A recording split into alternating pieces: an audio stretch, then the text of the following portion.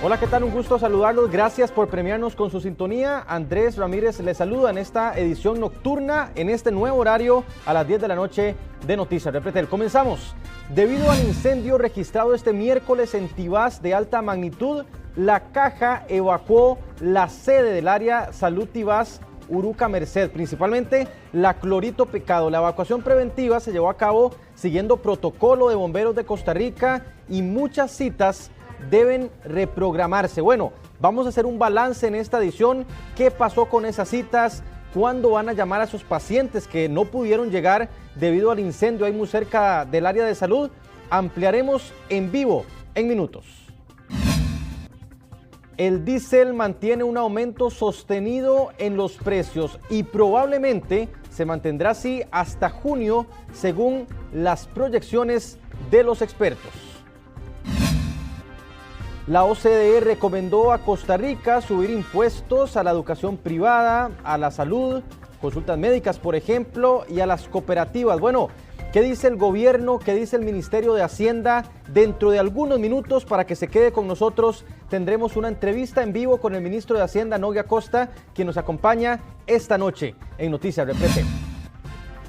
Si en un divorcio se logra comprobar que uno de los cónyuges fue infiel, la ley establece que no tiene derecho a pensión específicamente. Sin embargo, por una acción de inconstitucionalidad, esto no se aplica y sí se está cobrando pensión por infidelidad. Ampliamos en esta edición. Y en el campo internacional entra en vigencia los aranceles sobre todas las importaciones de acero y aluminio en los Estados Unidos. Comenzamos con las informaciones, con el detalle. Los ticos que regresaron de países como Colombia o como Perú reportan un caos pero tremendo, una confusión por la vacuna de la fiebre amarilla. Aseguran que en algunos aviones no les pidieron ningún comprobante y otros más bien dicen que pues les están pidiendo que se las apliquen y que se mantengan 10 días en ese país. Hay una confusión importante. Desde este martes la vacuna de la fiebre amarilla es obligatoria para poder ingresar a nuestro país, cuando se visita o se proviene de 44 naciones del mundo.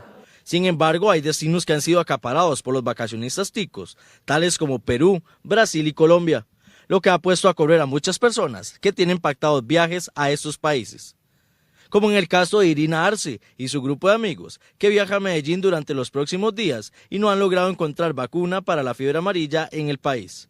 Pero el problema está en que nos están pidiendo 10 días de habernos vacunado para ingresar al país. Entonces realmente nos preocupa bastante porque ¿y qué vamos a hacer? O sea, sería que tendríamos que retrasar el viaje y muchos trabajamos, las vacaciones, o sea, todo esto. Entonces sí es como bastante preocupante. Las farmacias privadas y demás, no hay por ningún lado. O sea, por más que tratemos de cumplir con el requisito, pues es imposible. Como ellos, hay miles de costarricenses con las mismas situaciones, lo que ha llevado a suspender viajes. ¿Qué va a pasar con esos pasajeros que ya adquirieron sus tiquetes, que ya pagaron sus tours, que ya pagaron sus hoteles? No les podemos impedir que hagan sus vacaciones, sus sueños de ir a otro país por un decreto que no puedes responder a lo que está sucediendo realmente en el país. Desde la Cámara Nacional de Turismo piden al Ministerio de Salud que se prorrogue la solicitud de esta vacuna. Les hemos solicitado a las autoridades del Ministerio de Salud que prorrogue la entrada en vigencia una vez más de esta regulación hasta tanto no se asegure un abastecimiento correcto y suficiente en el país para que las personas puedan cumplir con este requisito. Noticias Repretel consultó a varios turistas que ingresaron al país, sin embargo dejaron en evidencia que no se está solicitando el carnet para comprobar la vacuna.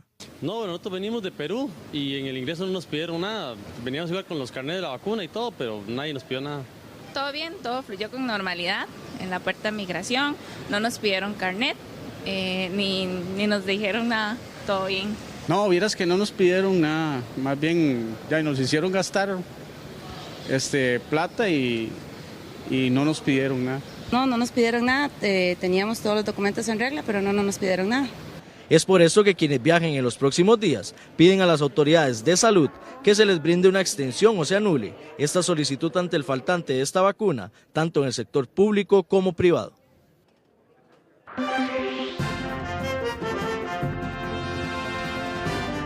Bueno, termina el día y hacemos un balance a esta hora porque el Cuerpo de Bomberos continúa trabajando en la escena del gran incendio que fue noticia durante este miércoles en una bodega en Tibás. Nuestro compañero Gustavo Díaz le ha dado una cobertura muy amplia desde el mediodía en la edición estelar y a esta hora, Gustavo, usted nos ofrece un balance de lo que está en escena, qué se viene ahora, qué provocó este incendio. Adelante, Gustavo. Hola, hola, ¿qué tal, Andrés? Saludos, muy buenas noches. Vean ustedes si a esta hora todavía hay un grupo importante de bomberos trabajando y van a continuar así durante un lapso importante porque se necesita garantizar completamente la sofocación de algún punto caliente, algún punto de ignición de llamas a lo interno de esta bodega. Estamos hablando de que es un número importante de horas en los cuales los bomberos han estado trabajando de diferentes estaciones y se han ido relevando también durante el paso de esta emergencia.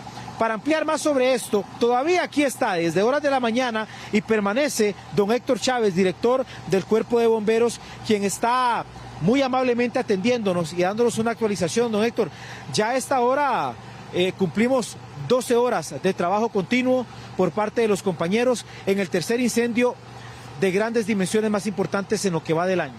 Sí, el periodo operativo ya suma las 12 horas.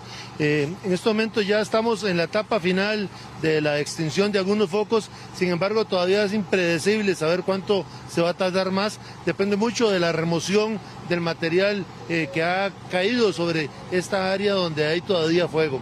Entonces, con maquinaria pesada, bajó, montacargas, se ha venido removiendo todo el aluminio para poder llegar hasta estos puntos que son los que están generando ciertos gases tóxicos y vapores que están afectando principalmente a la población de Barrio México durante todas estas 12 horas. Esto es básicamente pues la operación que resta, controlar estos focos de fuego y después de esto pues vamos a mantener un monitoreo durante el transcurso de la noche como lo acostumbramos a hacer para prever cualquier ignición que se pueda dar. Don Héctor, y el día de mañana ya lo conversábamos ahora más temprano también con don Mauricio Montero, el trabajo que van a hacer los compañeros ahorita es dejar todo un escenario más preparado para que los compañeros de investigaciones de incendios puedan ejecutar mañana una labor más técnica, más científica. Sí, el día de hoy pues los investigadores pudieron ubicar primero que todo el punto de origen del incendio que fue en el sector sureste de la edificación donde se realizaban trabajos de corte y soldadura. Estamos ya mañana en la segunda etapa, que es buscar las fuentes de ignición, buscar estas herramientas, buscar cuál fue la dinámica que se dio alrededor de los trabajos que ahí se dieron, que generaron el incendio. Y también pues se va a cuantificar las pérdidas. Ya el área se estableció en 2.200 metros y se salvaron 6.000 de estructuras aledañas, pero mañana pues ya va a ser más minucioso el trabajo de investigación para poder identificar los factores que dieron inicio y facilitaron la propagación. Indudablemente un factor que facilitó la propagación fue la ausencia de compartimentación. Es una nave dividida en 4, pero comunicada internamente. Entonces el fuego fácilmente se propagó del este hacia el oeste y en forma muy rápida, debido a que pues todo este aluminio tiene material de empaque muy combustible como plástico, cartón, papel, etcétera. Aquí, don Héctor, hoy hubo algo muy afortunado que fue el abastecimiento que no falló. Sin duda el acueducto hoy dio la talla. Nosotros trajimos camiones cisternas para prever cualquier fallo en el suministro de agua, pero no se dio, hubo un buen abastecimiento. También un factor muy importante es que no han habido personas lesionadas, ni siquiera los trabajadores ni de parte de los bomberos. Se ha monitoreado nuestra gente durante todo el día. Entonces, desde el punto de vista factor humano, pues es un éxito en el hecho de que no hayan habido personas lesionadas. Y que ese es el tercer incendio más grande, ya ustedes vienen con un bagaje que fue en enero uno, en febrero el otro en el Alto de Guadalupe, ahora que les permite planificarse mejor. Sí, San Pedro, Guadalupe, han sido incendios muy importantes. Si bien es cierto, el año pasado tuvimos una cantidad de incendios similares, los de este año tienen mayor impacto, mayor magnitud. Estos tres escenarios han requerido que hagamos todo un esfuerzo con las estaciones de San José, Metropolitana Norte, Sur, Tibás, Guadalupe, para poder atender estas emergencias sin dejar descuidada el resto de la periferia, porque hay que recordar que cuando ocurren estos incendios, el resto de las emergencias continúan y tenemos que atenderlo. Por ejemplo, tenemos un sistema de anillos en donde movemos estaciones de otros lugares para que siempre hayan estas unidades prestas a atender emergencias simultáneas que se puedan dar. Don Héctor Chávez, gracias y gran trabajo también el de ustedes que han estado todo el día acá por 12 horas, los bomberos laborando. Andrés y amigos televidentes, esta es la actualización de lo que está sucediendo en este momento. El día de mañana, esto no termina, van a continuar con la remoción de escombros y también el análisis por parte de los ingenieros e investigadores de incendios para determinar así el tema de áreas, temas de propagación y lo que científicamente deben establecer en los respectivos informes. Es el reporte a esta hora, Andrés y amigos televidentes, y la noticia en desarrollo que todavía se ejecuta por acá. Gustavo Díaz Parrales, para Noticias Repretel. Bueno, y que probablemente, Gustavo, muchas gracias, seguirá por lo menos un rato más hasta medianoche. Gracias por este reporte y la cobertura. Otro tema importante, vivir en Costa Rica es más caro en comparación a países como México y Colombia. Génesis Castillo nos informa en vivo sobre el costo de la vida. Adelante, Génesis. Hola, ¿qué tal? Muy buenas noches. Correcto, un análisis realizado por el Banco Central de Costa Rica revela que San José es de las ciudades latinoamericanas más caras para vivir. Esto no solamente por temas de alimentación, sino también por el pago de servicios. Pero ¿cómo se han comportado los precios en el último año? Lo vemos. El costo de vida en la capital de nuestro país, en San José, es de los más altos en Latinoamérica, muy por encima de países como México y Colombia, según un análisis del Banco Central. No falta de que alguna otra cosita, debido a la situación que está viviendo el país y el mundo entero, pues las cosas van subiendo poquito a poco. Costa Rica tiene una de las inflaciones más bajas de la OCDE, pero si nos comparamos con países de la región como Colombia, sí somos más caros. Según Melissa Vega, investigadora económica del Banco Central, el país es caro por varios factores, entre ellos el monopolio que existe en muchos productos, así como también los impuestos. Muy duro está. La situación no está nada suave para nadie. El más reciente estudio del INEC, por ejemplo, nos revela que subieron de precio los alimentos y bebidas no alcohólicas, casi un 7% en el último año, al igual que los servicios de salud, educación y las comidas fuera del hogar, pero bajaron de precio los servicios de transporte, así como la ropa y el calzado. Entonces aquí tal vez es importante hacer un paréntesis, ¿verdad? Que aunque los datos tienen un par de años de rezago, debemos recordar que el costo de vida depende de factores que no van a cambiar en el corto plazo. O sea, los determinantes del costo de vida son cosas que van a cambiar a mediano o largo plazo. Entonces, aunque los datos lleguen hasta 2020, todavía nos pueden dar luz de qué es lo que está pasando con el costo de vida actualmente. Este estudio del Banco Central toma en cuenta información con corte al 2020 y pese a que no son datos tan recientes, la investigadora señala que hay factores que nos indican que Costa Rica continúa con precios elevados en comparación a otros países. Nosotros venimos aquí porque sentimos que es un poquito menos, pero la vida está muy dura como para comprar todo, si no es que son 50 colones, son 100, pero algo que uno se queda asustado porque ya la plata no da. Pese a que los precios suben, ahora los consumidores tienen mayor diversidad de marcas para elegir, algunas más económicas y otras más caras. Asimismo, los comercios tienen promociones para que el consumidor pueda llevar más cantidad. Esto ante las variaciones en el costo de la vida. Y también les comento que el más reciente informe de inflación elaborado por el Instituto Nacional de Estadística y Censos nos indica que en el último año sí hay algunos productos alimenticios que bajaron de precio y también el servicio de transporte. Desde San José, este fue un reporte de Génesis Castillo para Noticias Repretel. Gracias, Génesis, por este reporte. Vamos a otros temas. El diésel registra una tendencia al alza. Empezó el año en 560 colones y ya va por 590. Esto según el último ajuste aprobado por la ARECEP. El diésel arrancó este 2025 con una tendencia al alza. Veamos, en enero el precio rondaba los 560 colones, en febrero subió a 570 colones y para este mes de marzo la ARECEP ya aprobó un nuevo incremento que alcanza los 592 colones. Algo que preocupa a los usuarios, principalmente transportistas. Muy complicado porque imagínense eso. Baja y después sube un montón y después de la economía y más que todo el bolsillo y el diésel está muy caro y más que todo se usa para más que todo carga para transportar, qué sé yo, insumos y todas esas cosas. Bueno, ya yo no sé dónde vamos a parar con estos aumentos tan drásticos, ¿verdad? Ya hay que echarle menos combustible a los tanques porque ya no podemos, no nos da el bolsillo ya. Este gobierno tiene que hacer algo con respecto a esto, porque ya se nos está yendo de las manos todo eso. Pese a que ya suma 3 aumentos consecutivos, los expertos catalogan la tendencia como normal, debido a que para esta época del año su consumo aumenta. A nivel internacional, el combustible diésel es el más utilizado obviamente en el tema de transporte y ya arrancamos una época en donde el uso del combustible adquiere mayor relevancia. Ya pasó el invierno, entramos en una etapa en donde se reactivan muchas de las actividades comerciales y eso hace que la cotización a nivel mundial incremente y esos incrementos los vamos a experimentar claramente en Costa Rica.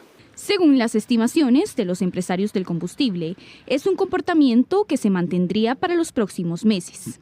Fuera de todo lo que esté aconteciendo en el mundo geopolítico, la tendencia siempre va a ser al alza en estos periodos, estos meses. Puedes llegar probablemente al mes de julio, agosto, con precios al alza. Luego, a partir de ahí, empezamos con disminuciones y esa es la tónica para todos los años. En el caso de la gasolina súper, es el segundo incremento consecutivo. Y las trabajadoras domésticas en promedio ganan unos 212,000 colones al mes, según un último estudio. El costo de vida impacta con más fuerza a justamente estas jefas de hogar. Por años, las mujeres han sido las más afectadas en temas de trabajo. En el caso de las trabajadoras domésticas, reciben salarios muy bajos. Todavía hay brechas importantes en el país, más que todo en temas laborales. En realidad el trabajo doméstico no es bien pagado. Y como ama de casa, lo digo porque yo trabajo todavía y gracias a Dios, pues ahí estamos. Según el más reciente informe del Instituto Nacional de Estadística y Censos, las trabajadoras domésticas en promedio reciben un salario mensual de 212,000 colones, es decir, un incremento de 4,000 colones en el último año. Sin embargo, este aumento no compensa con el alto costo de la vida. Sin duda, la red de cuidado ha sido de las medidas que se habían tomado en el pasado, que habían contribuido mucho a reducir esas brechas y de hecho eran de las políticas públicas exitosas en esa área y valdría la pena rescatarla nuevamente porque tengo entendido que la red de cuidado se perdió. Las trabajadoras domésticas en muchas ocasiones laboran bajo la informalidad, por lo que no cotizan y tampoco tienen un seguro de salud. El país requiere de más políticas públicas para que encuentren un mejor empleo, así como de redes de cuidado, para que tengan donde dejar al niño o la niña y así encuentren un mejor puesto de trabajo. El trabajo doméstico no lo reconocen, no es bien pagado, y cuidar niños, cuidar adultos mayores y tal vez por el mismo salario. Las trabajadoras domésticas, al igual que el resto de trabajos, tienen un salario mínimo establecido. Sin embargo, muchos patronos no lo respetan. Bueno, ¿y en qué nivel están las carreteras, la infraestructura y el transporte público de Costa Rica en comparación al resto de la región? Aquí lo vemos. Un leve choque entre un vehículo y un camión bastó para paralizar el centro de Heredia por minutos, en una ciudad donde parece que ya no cabe un carro más. Porque ya gasta más gasolina, cuesta más llegar al lugar que va y es un poco problemático. En todos lados ahora, porque hay mucho carro, ¿verdad? En la calle y todo eso. Pero no solo Heredia, ciudades como San José, Cartago y Liberia también enfrentan las consecuencias de décadas de retraso en la infraestructura de transporte del país. Mala distribución, por decir así, de las calles, no sé cómo explicar, como las estructuras, algunas veces si están en mal condiciones, pues se hace un montón de presas porque todos están evitando que el carrito golpee y todo este asunto. El nuevo informe económico de la OCDE reveló que Colombia y Costa Rica son los países con la peor infraestructura de transporte. Costa Rica obtuvo 44 puntos, casi la mitad del promedio de países de la OCDE y Estados Unidos. Principalmente la calidad de las carreteras es menor respecto al promedio de Latinoamérica y la OCDE. Eso no sirve para nada, porque ahí donde yo vivo, Getsemaní, eso es una cochinada de carretera y lo que hacen son parchecillos en vez de que duran un aguacero y se vuelven otra vez a dañar. Efectos de la pandemia en los recursos del Consejo Nacional de Vialidad y del Ministerio de Obras Públicas y Transportes, y también hay que decirlo, ha habido históricamente malas ejecuciones por parte del Ministerio de Transportes. Evidenciaron que la inversión en infraestructura ya era baja hace 10 años y hoy sigue por los suelos, con un 0.25% respecto al PIB. Y tenemos que también apostar a otros modelos de financiamiento porque la infraestructura es cara, los recursos son limitados y de ahí la importancia de acudir a modelos como las alianzas público-privadas.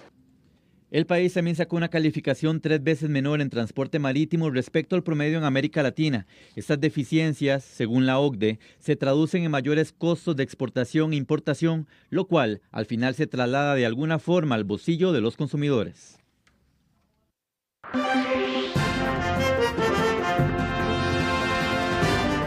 Bueno, y hacemos un balance de la situación en Aclorito Picado, en realidad en el área de salud Tibás, Uruca, Merced, que como lo vimos al inicio de esta edición y durante la cobertura de Noticias Repretel, se vio claramente impactada por el incendio en la fábrica en Tibás. A esta hora de la noche nos enlazamos con la doctora Evelyn Solano, ella es directora de enfermería de esta área de salud Tibás, Uruca y Merced. Primero que todo, muchas gracias por atendernos a esta hora en Noticias Repretel. Y bueno, ¿cuál es el balance que se hace principalmente con las citas que por alguna razón hoy claramente no se pudieron llevar a cabo? ¿Y qué pasa con los pacientes? Adelante.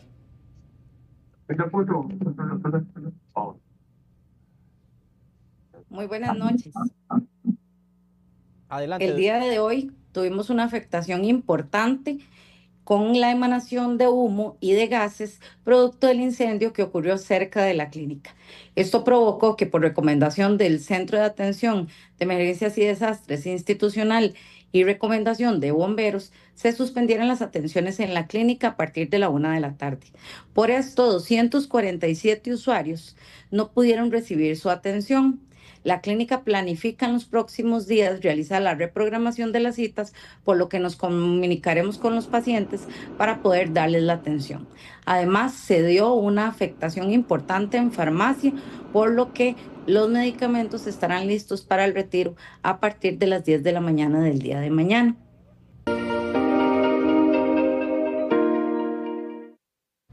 Bueno, condiciones del tiempo, estamos llegando a temperaturas altas y bastante altas, acercándonos al mes más caluroso del año. Con agua o hasta con un granizado. Así es como los costarricenses combaten las altas temperaturas típicas de este mes. Pues bastante caliente. Creo que después del febrero lluvioso que tuvimos, pues sí, se siente bastante el calor y un fresquito para refrescarnos, digamos. En la mañana es cuando se siente más calor y ya como después del mediodía, a las 4 de la tarde, cuando ya comienza a bajar el sol, ya hay un poquito de brisita y ya se enfría un poquito. Sí. Los primeros días de marzo ya dejan al menos 8 récords de temperatura máxima. La mayoría de ellos se registran en sectores del Valle Central. Veamos lo que marcaron algunos termómetros. Aguas Zarcas de San Carlos, 33,2 grados Celsius. San Jorge de los Chiles, 35,4 grados Celsius. La Virgen de Sarapiquí, 33,2 grados Celsius. Horquetas de Sarapiquí, 34,3 grados Celsius. Turrialba, 32,2 grados Celsius. Juan Viñas de Jiménez, 28,3 grados Celsius. La Suiza de Turrialba, 30,9 grados Celsius. Mientras que Santa Elena marcó los 38,4 grados Celsius.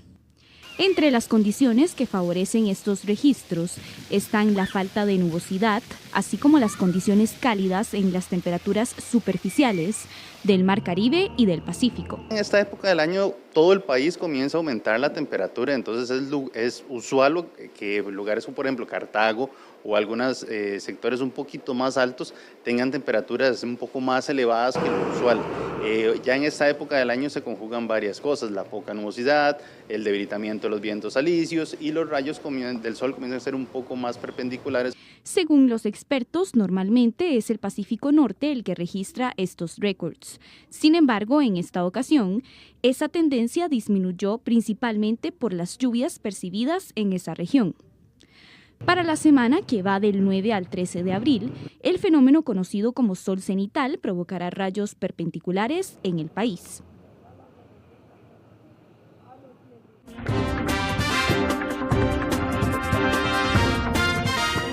Las autoridades de seguridad confirmaron que las organizaciones narcotraficantes están mezclando distintas drogas con fentanilo para generar adicción aún mayor en los consumidores. Constantes decomisos de la droga zombie, el fentanilo, son prueba inequívoca que desde hace meses llegó al país. El OIJ contabiliza 10 investigaciones en relación con venta de esta sustancia desde el año 2022 a la fecha. El último caso se registró el 5 de febrero cuando la PCD dio con 34.000 pastillas del potente medicamento en el lugar conocido como Tierra Dominicana, ubicado en el centro de San José. Pero además las autoridades judiciales encontraron esta sustancia en 28 cadáveres y sospechan que 6 personas perdieron la vida por el consumo de la droga zombie.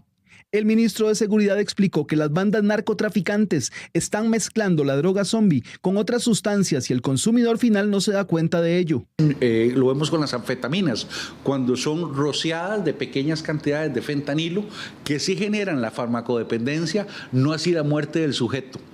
Entonces vemos la aplicación de estas técnicas que lo que buscan es incrementar el nivel de lucro de estas organizaciones. El enorme poder de acción hace que la mezcla genere un mayor consumo de drogas y más ganancias para las organizaciones criminales.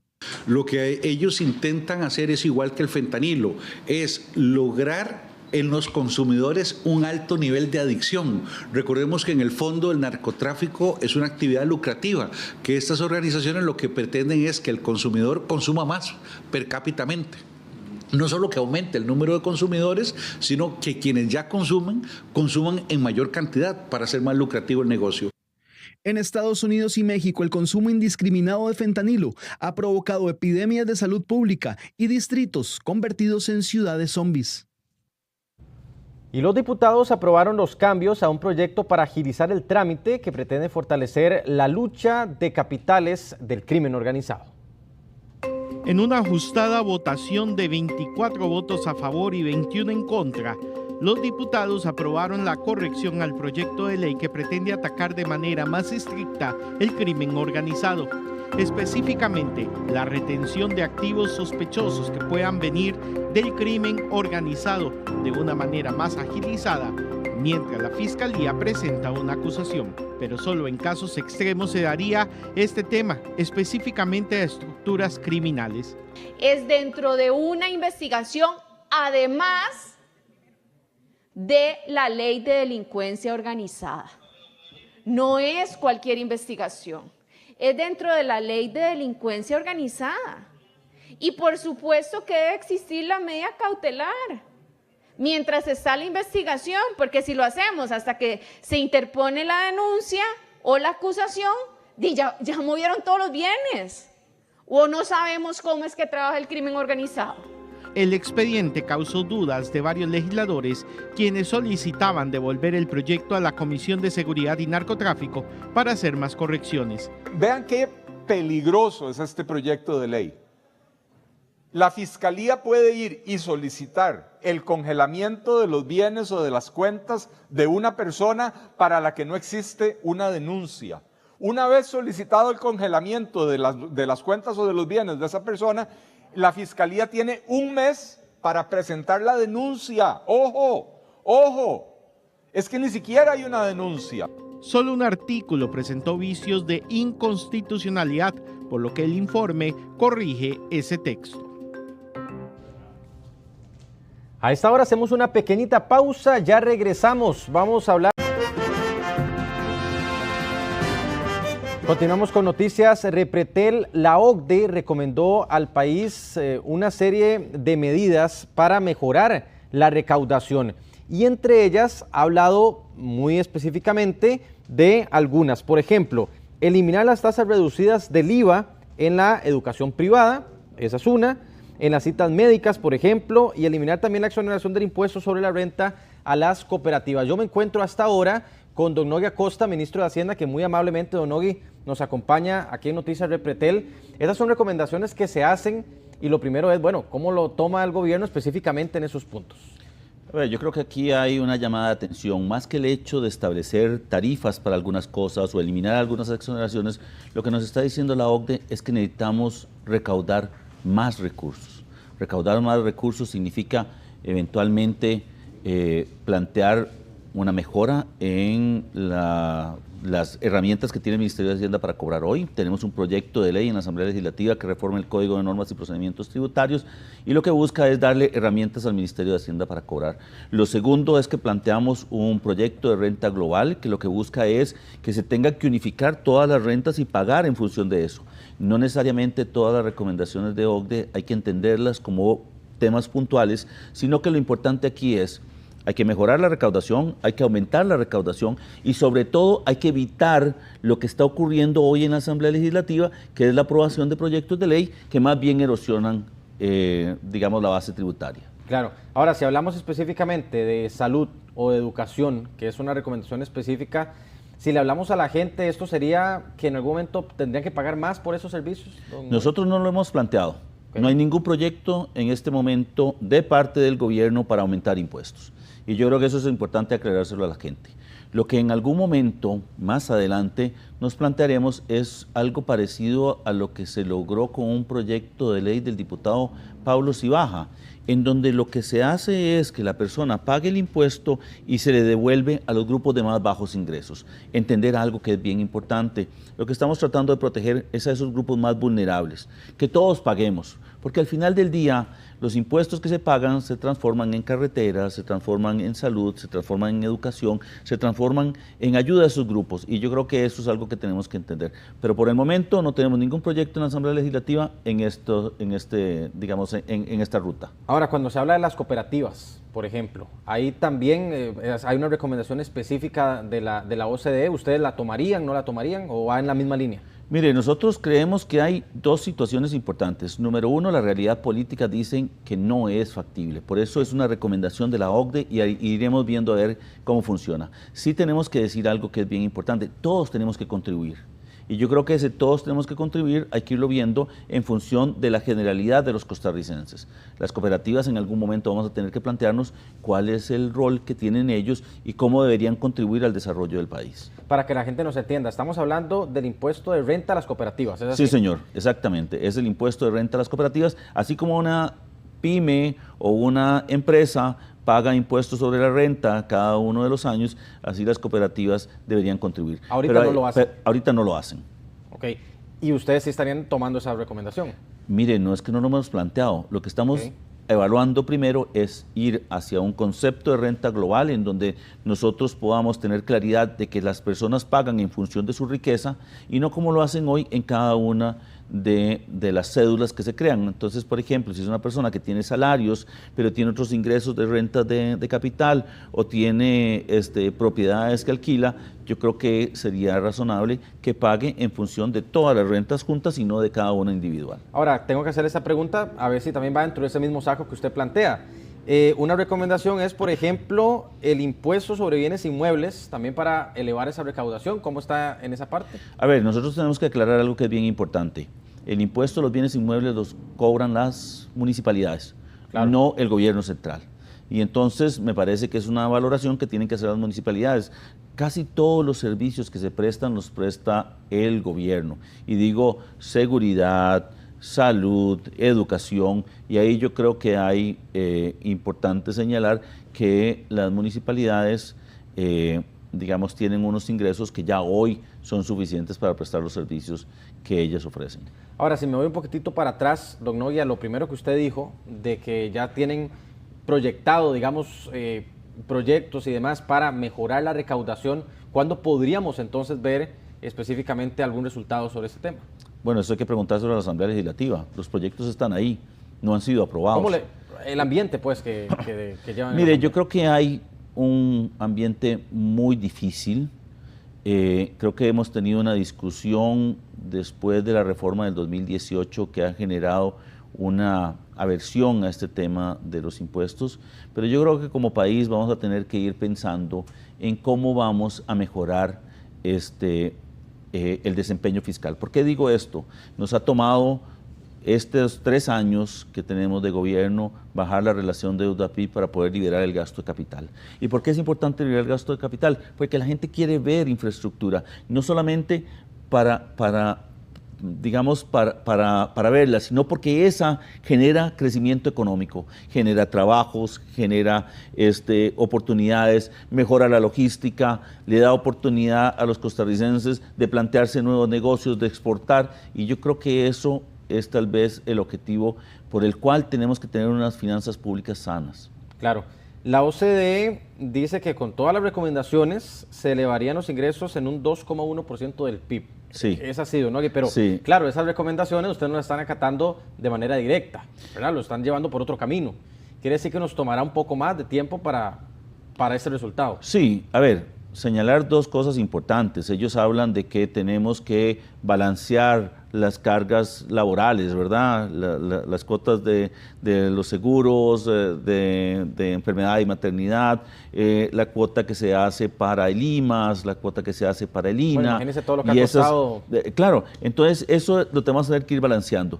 Vamos a ir reduciendo eso, vamos a mejorar, digamos, la empleabilidad de la gente, pero hay que también subir la recaudación. Y por eso es que la propuesta de la OCDE es: vamos a impuestos directos y reduzcamos esos impuestos que están sobre la planilla. Yo creo que esa es una discusión que tenemos que dar, pero tenemos que darla como país y entendiendo algo que es bien, bien importante.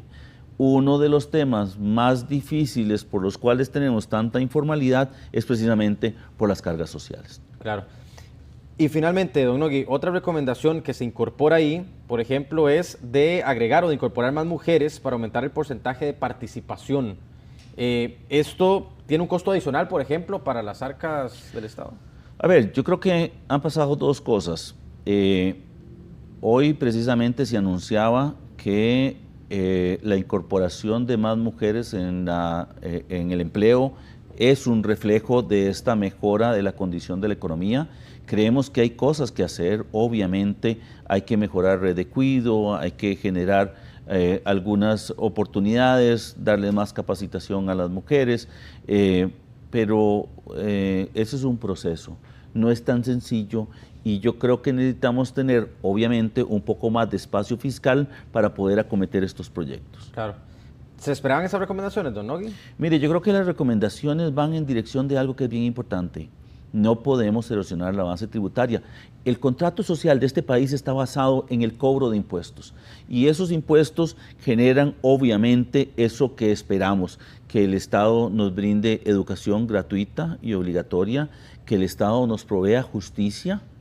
Hay que entender que el presupuesto del Poder Judicial viene de los impuestos que paga la gente, hay que entender que todo lo que tiene que ver con educación viene de los impuestos, que también tenemos que pagar una deuda que realmente es monstruosa y muy cara, y entonces en ese sentido yo creo que la llamada de atención de la OCDE es que no podemos reducir más los impuestos que tenemos y más bien tenemos que avanzar a cobrar más y mejor los impuestos y si es necesario plantearnos estas reformas que ellos ponen como recomendación.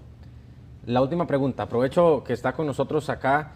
Le queda menos de un año, ministro, ¿y usted cree que en algo se podrá avanzar en lo que le queda? Porque, claro, es trabajo complicado, usted mismo lo ha dicho, son recomendaciones de la OCDE que tal vez no es tan fácil que pueda tener una discusión y que hay que llevarse por otro camino. Mire, yo creo que este gobierno ha sido muy propositivo y ha planteado muchísimas de las reformas que se han venido aprobando.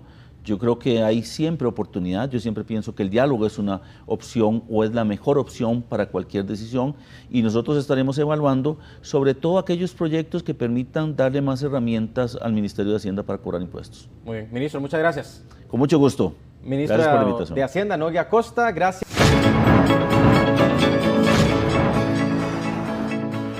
Y justamente en el campo internacional tenemos que contarle que ya están aplicando aranceles que ha anunciado Estados Unidos para Canadá, para México. Todo esto lo profundizamos.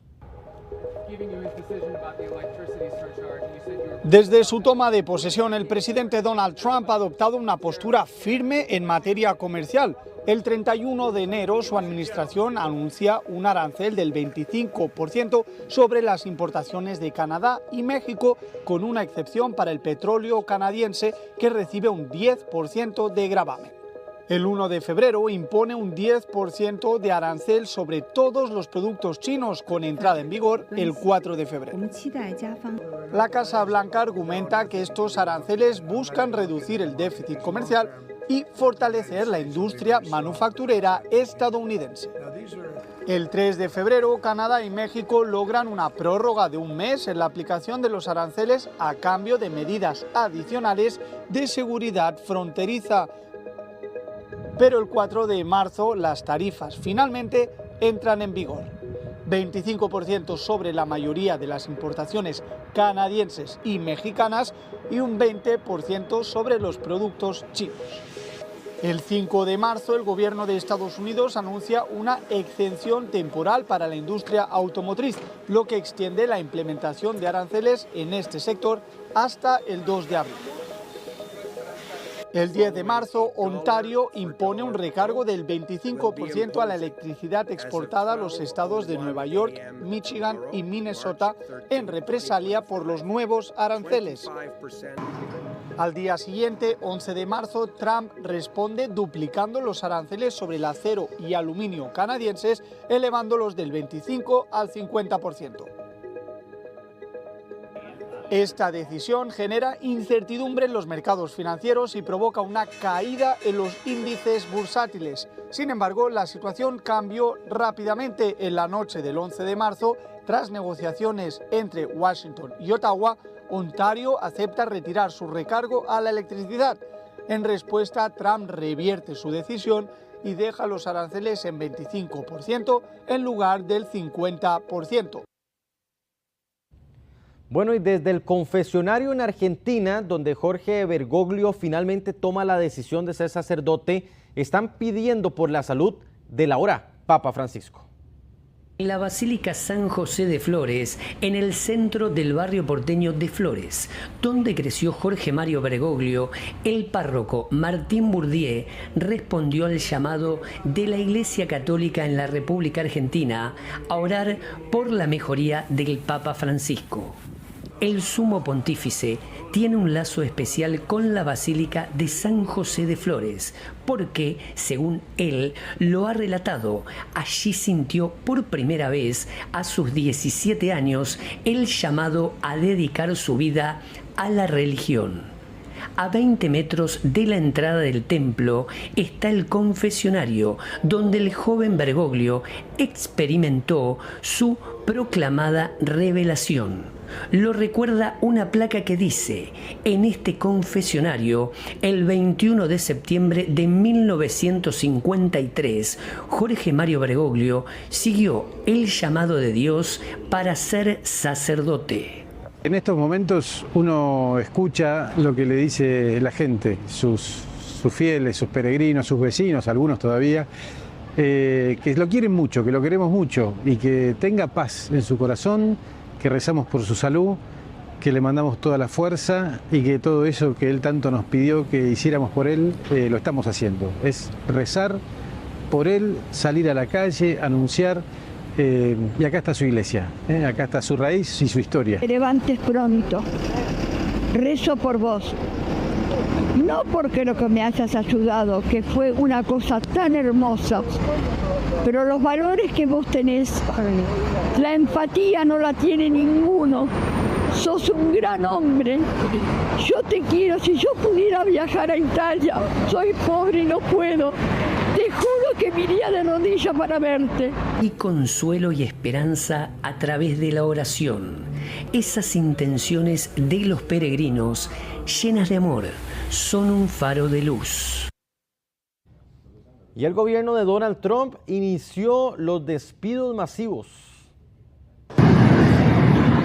Las puertas del Departamento de Educación permanecieron cerradas a nivel nacional, mientras se ejecuta el despido de más de 1.300 empleados como parte del plan del gobierno del presidente Trump para desmantelar esa agencia. Activistas colocaron carteles de protesta y expresaron su desacuerdo por el cierre de la instalación. Quizás indiquen que se trata de una medida de seguridad, pero claramente lo que buscan es impedir protestas, dijo esta activista. En las afueras del Capitolio, la congresista Nancy Pelosi, expresidente del Congreso, condenó los despidos. Despedir a la mitad de los empleados del Departamento de Educación no es un recorte de desperdicio, fraude y abuso, sino una brutalidad, expresó. Trump defendió los despidos. Estamos cortando a quienes no trabajan y los que no hacen un buen trabajo. Estamos manteniendo a las mejores personas, destacó. La secretaria de Educación dice que es apenas el comienzo. Es el primer paso para eliminar lo que considero es una burocracia inflamada, destacó Linda McMahon. Su predecesor, Miguel Cardona, condenó los despidos diciendo que afectará la distribución de fondos del Título 1 para estudiantes de entornos desfavorecidos y reducirá recursos muy necesarios para nuestros estudiantes con discapacidades. Para el jueves se anticipa que se reabran las oficinas y se dé un tiempo específico para que los despedidos retiren sus pertenencias. Bueno, ya se están registrando los primeros casos de sarampión en varios aeropuertos de Norteamérica. El condado de Los Ángeles reportó su primer caso de sarampión, mientras el brote continúa aumentando en todo el país. El virus es sumamente contagioso. De hecho, si 10 personas que nunca han tenido contacto con el virus están en un elevador, 9 de ellas podrían ser contagiadas. El Departamento de Salud del Condado de Los Ángeles indicó que una persona contagiada con sarampión llegó al Aeropuerto Internacional de Los Ángeles el pasado 5 de marzo. El comunicado incluye una lista de negocios a los que asistió esta persona días después, incluyendo este, que ahora se encuentra cerrado. Claro que me da miedo porque imagínate, yo tengo niños pequeños. Elena González, quien trabaja cerca del área expuesta al sarampión, dice estar preocupada. Como no sabe uno si existe el sarampión, yo no he escuchado si a mi niño también ya lo vacunaron. No he escuchado. Sí he escuchado otras inyecciones, menos de ese. Al menos 15 estados, desde Alaska hasta la Florida, han reportado presencia de sarampión, incluyendo un bebé menor de 1 año en Long Island. En Texas y Nuevo México ya son más de 250 casos y 29 hospitalizaciones, con 2 muertes confirmadas. El sarampión no es una simple infeccioncita que se va rápidamente. De hecho, puede darnos neumonía, puede darnos infecciones de oído y puede crear problemas neurológicos, incluyendo problemas con los ojos y el cerebro. Expertos aseguran que síntomas pueden aparecer de 7 a 21 días después de estar expuestos. A esta hora vamos a hacer un corte.